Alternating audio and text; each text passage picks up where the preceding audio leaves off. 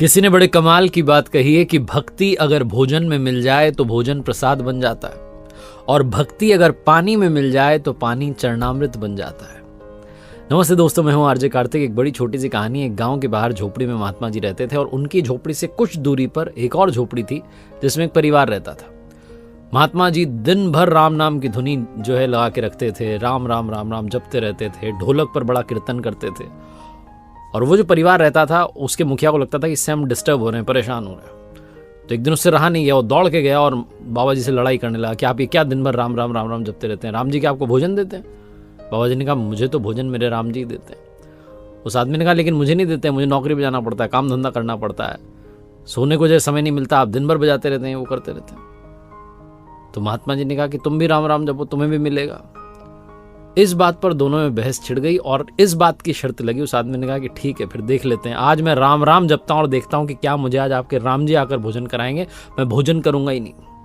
बाबा जी ने कहा ठीक है।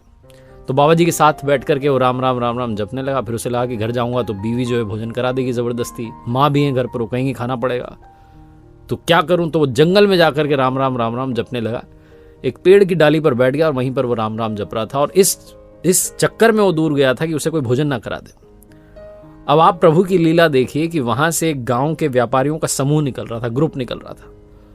उन्हें भी भूख लगी थी तो उस पेड़ के नीचे रुक गए, अपने साथ में खाना बनाने का सारा सामान लाए थे, तो भोजन बनाने लगे।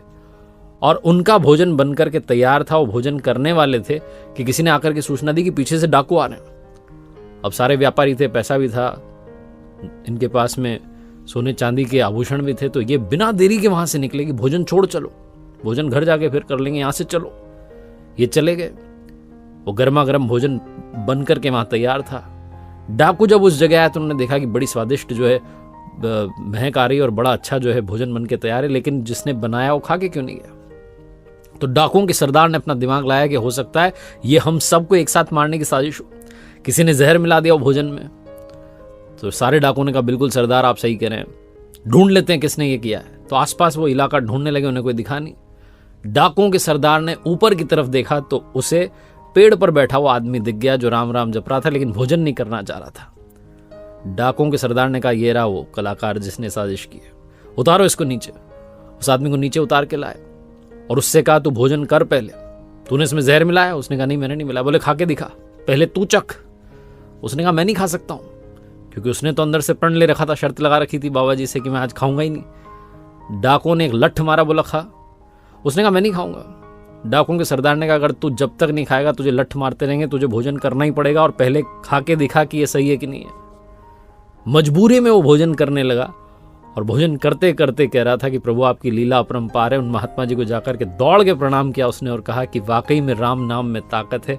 आज मैंने प्रण कर लिया था कि मैं भोजन करूंगा ही नहीं, लेकिन डाकुओं ने जबरदस्ती मुझे भोजन खिला दिया। आपने कहा था ना राम राम जपोगे तो मिल जाएगा, आज राम जी ने मुझे भोजन करा दिया। शायद उन्होंने ये लीला रची। बहुत छोटी सी कहानी जिसका सार ये समझाता है कि ये जरूरी नहीं कि आप काम धंधा छोड़ करके सिर्फ और सिर्फ भगवान का नाम ही लेने लग जाएं। आप जो काम कर रहे हैं, जिस व्यवसाय में काम धंधा कर रहे हैं, क्षेत्र में पढ़ाई कर रहे हैं, जो भी कर रहे हैं करते रहिए, लेकिन जिस नाम से आप उन्हें पुकारते हैं उनकी भक्ति में कमी मत रखिए, क्योंकि उनकी भक्ति की शक्ति बहुत है। और आप जिस क्षेत्र में आगे बढ़ना चाहते हैं, अगर उनकी जरा सी भी कृपा हो गई तो आपका काम पल में हो जाएगा।